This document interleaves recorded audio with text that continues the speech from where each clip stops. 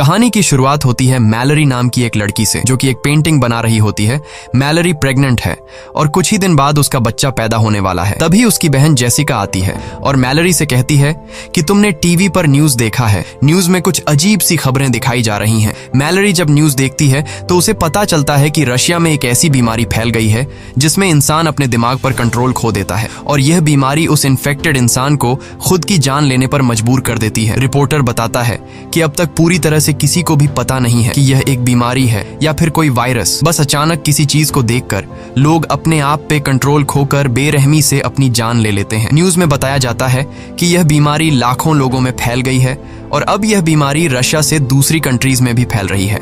लेकिन मैलरी इस न्यूज को इग्नोर करके जेसिका के साथ अपनी प्रेगनेंसी चेकअप के लिए हॉस्पिटल चली जाती है। वहां डॉक्टर उसे खुशखबरी देती है कि बच्चा बिल्कुल ठीक है और जल्द ही वो मां बनने वाली है। यह सुनकर मैलरी खुश हो जाती है और वापस घर लौटने लगती है। लेकिन हॉस्पिटल से निकलते वक्त मैलरी की नजर एक लड़की पर पड़ती है जो अपने सिर को जोर जोर से सामने के शीशे से मार रही होती है। यह देखकर मैलरी घबरा जाती है और जल्दी जाकर जेसिका के साथ कार में बैठ जाती है। मैलरी जेसिका से कहती है कि जल्दी चलो, मुझे लगता है कि रशिया का वो खतरनाक वायरस यहाँ भी पहुंच चुका है। बाहर सड़कों पर लोगों में हलचल मच चुकी थी और लोग खुद को मारने लगे थे। जेसिका जल्दी से गाड़ी स्टार्ट करके तेजी से घर की तरफ गाड़ी को भगाती है, लेकिन अब हालात और बिगड़ते जा रहे थे। सड़क पर बहुत सारे एक्सीडेंट होने लगते हैं। यह देखकर मैलरी बहुत ज्यादा डर जाती है और तभी ड्राइव करते हुए जेसिका कुछ ऐसा देख लेती है जिससे उसकी आंखों का कलर चेंज हो जाता है। अब जेसिका अपने आप पर कंट्रोल खोकर कार की स्पीड बढ़ा देती है और सामने से आने वाली गाड़ियों से खुद का एक्सीडेंट करवाने लगती है। मैलरी उसे ऐसा करने से रोकती है पर जेसिका नहीं रुकती, जैसे किसी ने उसके दिमाग पर काबू कर लिया हो। और तभी कार एक दूसरी गाड़ी से टकराकर इनका एक्सीडेंट हो जाता है। लकीली इस एक्सीडेंट में दोनों बच जाती हैं और दोनों गाड़ी से बाहर निकल आती हैं। लेकिन इससे पहले कि मैलरी कुछ समझ पाती, तभी वो देखती है कि उसकी बहन जेसिका एक ट्रक के सामने आकर अपनी जान दे देती है। मैलरी अपनी आंखों के सामने जेसिका की इतनी भयानक मौत देखकर बहुत ज्यादा डर जाती है। लेकिन हालात कुछ ऐसे थे कि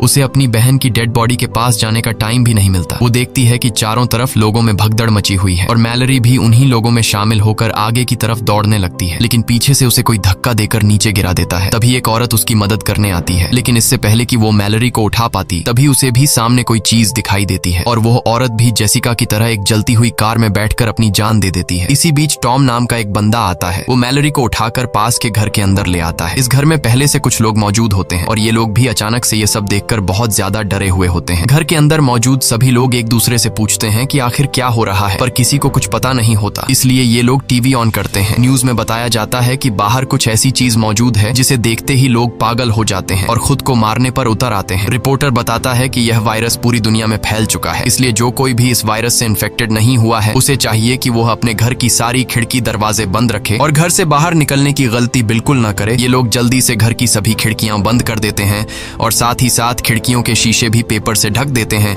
ताकि बाहर मौजूद उस राक्षस की नजर अंदर इन पर न पड़ सके। इसी तरह से 3 दिन बीत जाते हैं, लेकिन अभी तक किसी को समझ नहीं आता कि यह सब क्या हो रहा है। ये सभी लोग घर में परेशान बैठे होते हैं। तभी बाहर से दरवाजे पर नॉक होता है। एक लड़की जो रो रो कर इनसे रिक्वेस्ट करती है कि प्लीज दरवाजा खोलो। टॉम उस लड़की के लिए दरवाजा खोलने जाता है, पर डगलस उसे दरवाजा खोलने से मना करता है क्योंकि उसे डर था कि कहीं यह लड़की इन्फेक्टेड ना हो। लेकिन यहाँ मैलरी डगलस पर बंदूक तान देती है और टॉम को उस लड़की के लिए दरवाजा खोलने को कहती है। टॉम उसके लिए दरवाजा खोल देता है और वो लड़की अंदर आ जाती है। उस लड़की का नाम ओलिम्पिया है और ओलिम्पिया भी प्रेग्नेंट थी। ओलिम्पिया से जब पूछा जाता है कि तुम अपनी आंखों पर पट्टी लगाकर यहाँ तक कैसे पहुंची, तब ओलिम्पिया बताती है कि उसका खाना खत्म हो गया था, इसीलिए वो एक एक करके हर एक घर का दरवाजा नॉक करते हुए यहाँ तक पहुँच गई। यह सुनकर डगलस कहता है कि हम सबका भी भूख से बुरा हाल हो गया है क्योंकि ये लोग भी पिछले 7 दिनों से इसी घर में फंसे हुए हैं। इसलिए ये लोग सोचते हैं कि बाहर से खाना कैसे लाया जाए। हालांकि घर से कुछ ही दूर एक सुपरमार्केट है, लेकिन वहां तक बिना देखे पहुंचना एक बड़ा चैलेंज था। तब इस घर का मालिक कहता है कि घर के बाहर सीसीटीवी कैमरास लगे हुए हैं। अगर हम सीसीटीवी कैमरा के जरिए उन मॉन्स्टर्स का लोकेशन पता लगा लें तो हम उन मॉन्स्टर्स से छिपकर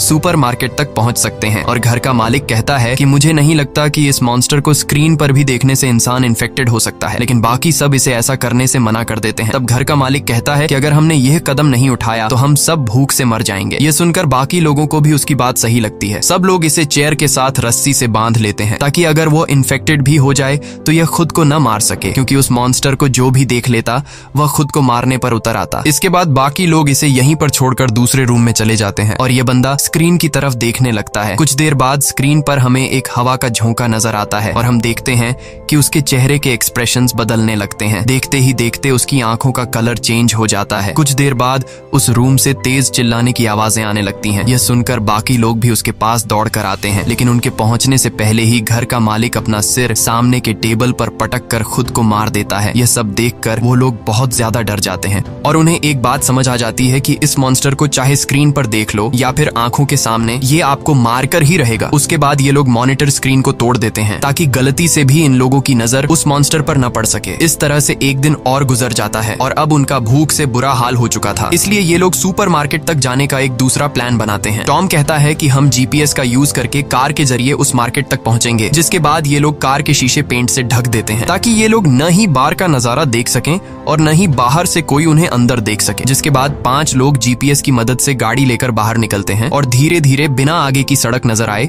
जीपीएस की मदद से आगे बढ़ते हैं। यहाँ हम देखते हैं कि पूरा शहर वीरान हो चुका है। चारों तरफ सड़क लाशों से भरी पड़ी है। कुछ दूर आगे जाने के बाद कार तेजी से वाइब्रेट करने लगती है। कार के सेंसर से पता चलता है कि कार को चारों तरफ से उन मॉन्स्टर्स ने घेर लिया है, लेकिन टॉम हार नहीं मानता और गाड़ी को आगे बढ़ाता है और जैसे तैसे करके ये लोग स्टोर तक पहुंच जाते हैं, जहाँ पर ये लोग अपनी आंखों पर पट्टी बांधकर कार से उतरते हैं और स्टोर के अंदर पहुंच जाते हैं। अंदर आकर ये लोग सबसे पहले खिड़की दरवाजे बंद करते हैं और फिर ये लोग अपनी आंखों से पट्टियां उतार देते हैं। स्टोर में खाने पीने और जरूरत की तमाम चीजें मौजूद थीं, जिसे देखकर वे सभी बहुत खुश होते हैं और हर एक बंदा जितना हो सके उतना राशन इकट्ठा कर लेता है। यहाँ हम मैलरी और टॉम को देखते हैं जो एक दूसरे से बातें कर रहे होते हैं। टॉम एक अच्छा इंसान था और टॉम ने मैलरी की जान भी बचाई थी। उनकी बातों से हमें पता चलता है कि ये एक दूसरे को पसंद करने लगे हैं। इसके बाद ये दोनों भी खुद के लिए जरूरत की चीजें ढूंढने लगते हैं। मैलरी को एक पिंजरे में 3 बर्ड्स मिलते हैं जिन्हें वह अपने साथ रख लेती है और तभी स्टोर का दरवाजा कोई नॉक करता है, लेकिन ये लोग डर के मारे उस आदमी के लिए दरवाजा नहीं खोलते। तब वह आदमी रो रो कर रिक्वेस्ट करता है कि प्लीज दरवाजा खोल दो। अब इन लोगों को उस आदमी पर तरस भी आता है और उन्हें डर भी था कि कहीं यह आदमी इन्फेक्टेड ना हो, इसलिए ये लोग पहले से उस आदमी के लिए दरवाजे पर तैयार खड़े हो जाते हैं ताकि उन्हें अगर उस आदमी पर जरा सा भी शक हो कि यह इन्फेक्टेड है तो उसे मार देंगे। ये लोग जैसे ही उसके लिए दरवाजा खोलते हैं, वह आदमी जबरदस्ती घुसने लगता है और कहता है कि ये मॉन्स्टर्स बहुत ही खूबसूरत हैं, तुम सभी को इसे देखना चाहिए। यह सुनकर ये लोग समझ जाते हैं कि यह आदमी भी इन्फेक्टेड है। अब उनके पास उस आदमी को बाहर निकालने का कोई रास्ता नहीं था, इसलिए चार्ली सबको बचाने के लिए उस आदमी को जोर से धक्का देकर बाहर धकेल देता है और खुद भी उसके साथ बाहर चला जाता है। बाहर वह बंदा चार्ली को बुरी तरह से मार देता है और चार्ली ने अपने साथियों की जान बचाने के लिए अपनी जान दे दी। यहाँ मैलरी नोट करती है कि जब वो मॉन्स्टर्स करीब हों तो बर्ड्स शोर करने लगते हैं और अब ये बर्ड्स उनके लिए एक बड़ा सहारा बनेंगे। उसके बाद बाकी बचे 4 लोग राशन लेकर वापस लौट आते हैं और उन सबको चार्ली की मौत का बहुत दुख था। अब रात हो जाती है और हम देखते हैं कि सभी लोग अपने अपने रूम में चले गए हैं और तभी बाहर दरवाजे पर कोई नॉक करता है। ओलिम्पिया को जब पता चलता है कि बाहर दरवाजे पर कोई है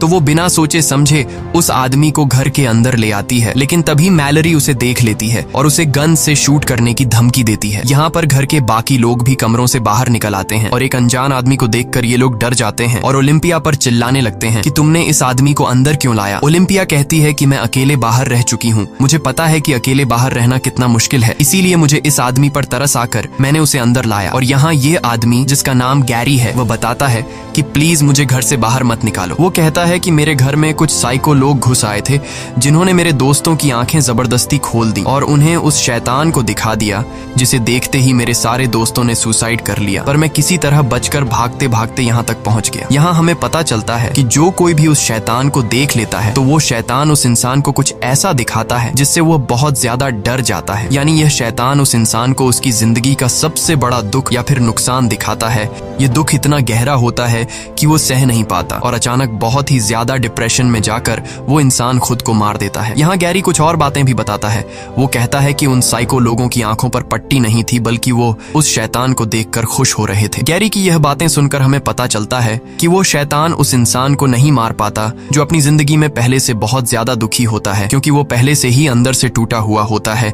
इसलिए वो इंसान जो पहले से अपनी जिंदगी डिप्रेशन में गुजार रहा हो उस पर शैतान की इस चाल इस्तेमाल का ज्यादा असर नहीं होता, बल्कि शैतान उसे अपना गुलाम बना लेता है ताकि इंसान के रूप में रहते हुए ये लोग और इंसानों का शिकार कर सकें। अब क्या गैरी भी उस शैतान का एक पपेट है या फिर इन्हीं की तरह एक आम इंसान, ये तो हमें आगे पता चलेगा। यहाँ सब लोग गैरी को घर में रहने की इजाजत दे देते हैं, लेकिन डगलस को गैरी पर बिल्कुल भरोसा नहीं होता और वो गुस्से में गन लेकर उसे बाहर निकलने की धमकी देता है। पर तभी पीछे से शर्ला आकर डगलस को सर पर किसी चीज से मारकर बेहोश कर देती है और सब मिलकर डगलस को दूसरे कमरे में बंद कर देते हैं और गैरी सबका शुक्रिया अदा करता है। उसके बाद अगले दिन अचानक मैलरी और ओलिम्पिया दोनों को एक साथ लेबर पेन्स शुरू हो जाते हैं। टॉम और शर्ला उनकी मदद करते हुए दोनों को ऊपर के कमरे में ले जाते हैं, लेकिन गैरी नीचे ही रहता है और उसकी हरकतें भी कुछ अजीब सी होने लगती हैं। वो शैतान की ढेर सारी तस्वीरें निकालकर टेबल पर रख देता है और उसकी आंखें देखकर हमें पता चलता है कि गैरी भी शैतान के कंट्रोल में है। इसी बीच मैलरी और ओलिम्पिया अपने बच्चों को जन्म देती हैं। ओलिम्पिया को एक बेटी होती है और मैलरी को एक बेटा। लेकिन नीचे पिंजरे में बंद पंछी शोर करने लगते हैं, जिसे गैरी तंग होकर पिंजरे को उठाकर फ्रिज में बंद कर देता है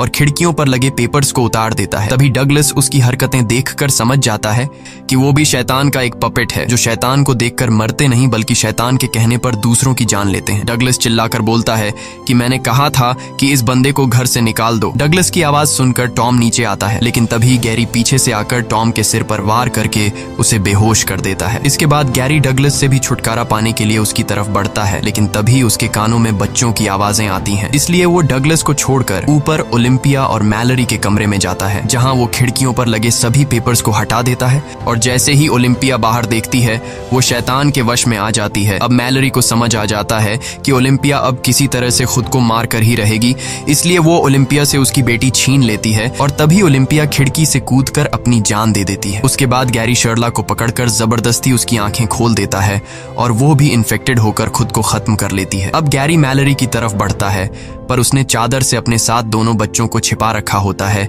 इसलिए अभी तक वो ठीक रहती है। पर गैरी उसे चादर छीनकर बाहर देखने के लिए उकसाने लगता है, लेकिन तभी वहां डगलस बंदूक लेकर पहुंचता है और अपनी आंखें बंद करके गैरी को शूट करने की कोशिश करता है। पर गैरी को पता होता है कि डगलस को नजर नहीं आ रहा, इसलिए वो मौके का फायदा उठाते हुए दौड़कर डगलस को अपने साथ ऊपर के फ्लोर से नीचे ग्राउंड फ्लोर पर गिरा देता है। गैरी डगलस को सीजर से मार देता है, ये कहते हुए कि तुम उस शैतान की खूबसूरती को नहीं देख पाओगे। इसी बीच टॉम को होश आता है और किसी तरह शॉट गन उठाकर गैरी को मारकर खत्म कर देता है। उसके बाद टॉम ऊपर जाकर मैलरी और बच्चों को शांत करता है। अब सिर्फ टॉम, मैलरी और 2 बच्चे जिंदा बचे थे। इसके बाद 5 साल के बाद का सीन दिखाया जाता है, जहां मैलरी और टॉम अब रिलेशनशिप में हैं और बच्चे भी बड़े हो चुके हैं, लेकिन खतरा अभी तक टला नहीं। बाहर अभी भी शैतान के कंट्रोल में लोग घूम रहे थे और वो नॉर्मल इंसानों को पकड़कर मार डालते थे। ये लोग पिछले 5 सालों से इसी तरह से चुपचाप जिंदगी गुजार रहे हैं। मैलरी ने बच्चों को इस मुश्किल स्थिति में सरवाइव करने के सभी तरीके सिखा दिए थे। यहाँ आप लोगों को भी पता चल चुका होगा कि जो लड़का है वो मैलरी का अपना बेटा है, लेकिन ये लड़की मैलरी की बेटी नहीं, बल्कि ये लड़की ओलिम्पिया की बेटी है, जो मरने से पहले ओलिम्पिया ने मैलरी के हवाले कर दी थी। एक दिन रेडियो से आवाज आती है जिसमें रिक नाम का एक आदमी बताता है कि हम जहाँ पर हैं ये जगह पूरी तरह से सेफ है। यहाँ पर हमारी एक कॉलोनी है, इस कॉलोनी में खाने पीने और जरूरत की तमाम फैसिलिटीज मौजूद हैं। वो आदमी बताता है कि अगर तुम लोग यहाँ आना चाहते हो तो नदी के बहाव के साथ आओ। जब नदी का बहाव सबसे तेज होगा तो वहीं पास के जंगल के बीच हमारी कॉलोनी मिल जाएगी। वहाँ बहुत सारे बर्ड्स हैं जिनकी आवाज सुनकर तुम हमें ढूंढ सकते हो, और हाँ, नदी के बहाव के साथ यहाँ आने में तुम्हें 2 दिन लगेंगे। टॉम उस आदमी पर भरोसा करके वहाँ जाना चाहता था, पर मैलरी वहाँ जाने से मना करती है। वो कहती है शायद ऐसा भी हो सकता है कि वो इंसान इन्फेक्टेड हो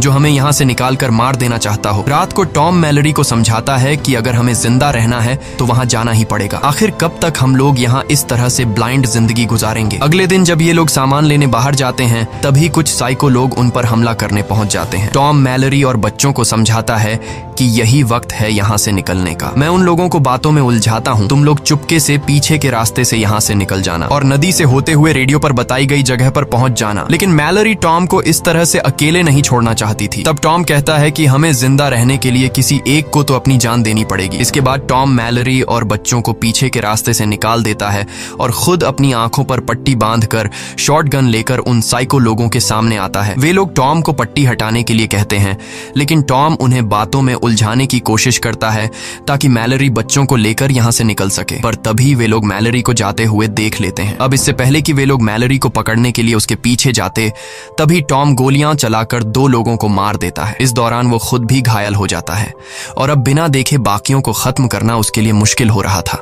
इसलिए वो अपनी आंखों से पट्टी हटा देता है और वहां पर मौजूद 2 और लोगों को भी मार देता है। अब सिर्फ एक ही साइको इंसान बचता है और जब टॉम उस आखिरी बचे हुए साइको इंसान को मारने जाता है, तभी वो शैतान भी वहां पर पहुंच जाता है और वो शैतान टॉम को अपने वश में करने लगता है। लेकिन पूरी तरह से वश में आने से पहले टॉम उस आखिरी बचे आदमी को भी मार देता है और फिर उसी गन से खुद भी अपनी जान ले लेता है। वहीं मैलरी गोली की आवाज सुनकर समझ जाती है कि टॉम अब मर चुका है। वो बहुत ज्यादा रोती है क्योंकि इस मुश्किल वक्त में टॉम ही उसका सहारा था। जिसके बाद वो रेडियो पर बताए हुए ठिकाने पर जाने की तैयारी करने लगती है। वो बच्चों को समझाती है कि यह सफर बहुत मुश्किल होगा, लेकिन हमें जिंदा रहने के लिए वहां पर जाना ही होगा। और एक बात ध्यान से सुनो, चाहे जो भी हो जाए, तुम दोनों को अपनी आंखों से पट्टी नहीं उतारनी है, वरना तुम दोनों मारे जाओगे। इसके बाद मैलरी खुद के और अपने बच्चों की आंखों पर पट्टी बांधकर नदी की तरफ निकल पड़ती है और रस्सी का सहारा लेते हुए नदी तक पहुंच जाती है, जहां ये लोग एक बोट में बैठकर नदी के बहाव के साथ आगे बढ़ने लगते हैं। मैलरी अपने साथ पिंजरे में बंद उन बर्ड्स को भी रखती है। कुछ घंटों के सफर के बाद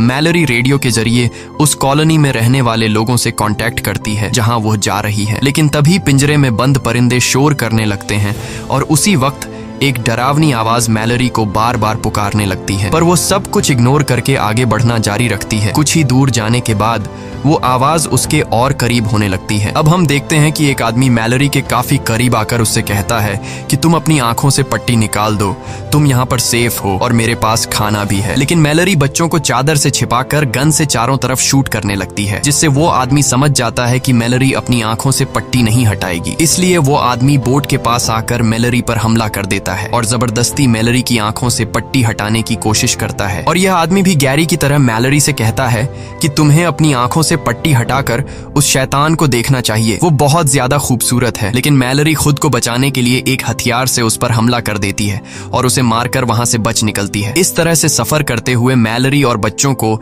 24 घंटे गुजर चुके थे और ये लोग बहुत ज्यादा थक जाते हैं। तभी अचानक बोट एक ट्रक से टकराती है, जिससे उसका बेटा और खाने पीने का सामान पानी में गिर जाता है। अब मैलरी अपने बेटे को तो पानी में डूबने से बचा लेती है, लेकिन इनके पास जो खाने पीने की चीजें थीं वो नदी में बह जाती हैं। ये देखकर मैलरी बहुत ज्यादा परेशान हो जाती है, क्योंकि अगर उन्हें खाने पीने की चीजें नहीं मिली तो वो भूख से मर जाएंगे। इसलिए मैलरी खाना ढूंढने के लिए बोट को नदी के किनारे लगाती है और बच्चों से कहती है, चाहे कुछ भी हो जाए तुम दोनों बोट पर ही रहना और अपनी आंखों से पट्टी बिल्कुल भी मत निकालना। इसके बाद वो बोट से एक रस्सी बांधकर खाने पीने की चीजें ढूंढते हुए जंगल के बीच एक घर में पहुंचती है और वहां उसे कुछ खाने पीने की चीजें मिल भी जाती हैं। लेकिन सामान लेकर जब वो वापस लौटने वाली होती है, तभी वो शैतान उसके पीछे पड़ जाते हैं और मैलरी को इंसानों की आवाज में बुलाने लगते हैं। मैलरी गोलियां चलाते हुए तेजी से वहां से भागती है। गोलियों की आवाज सुनकर ओलिम्पिया की बेटी खुद को रस्सी से बांधकर बोट से उतरती है और मैलरी को ढूंढने के चक्कर में सीधे उस शैतान के पास चली जाती है। लेकिन तभी मैलरी उसे खींचकर वापस ले आती है और गुस्से में उसे डांटती है कि मैंने तुमसे कहा भी था कि बोट से मत उतरना। इसके बाद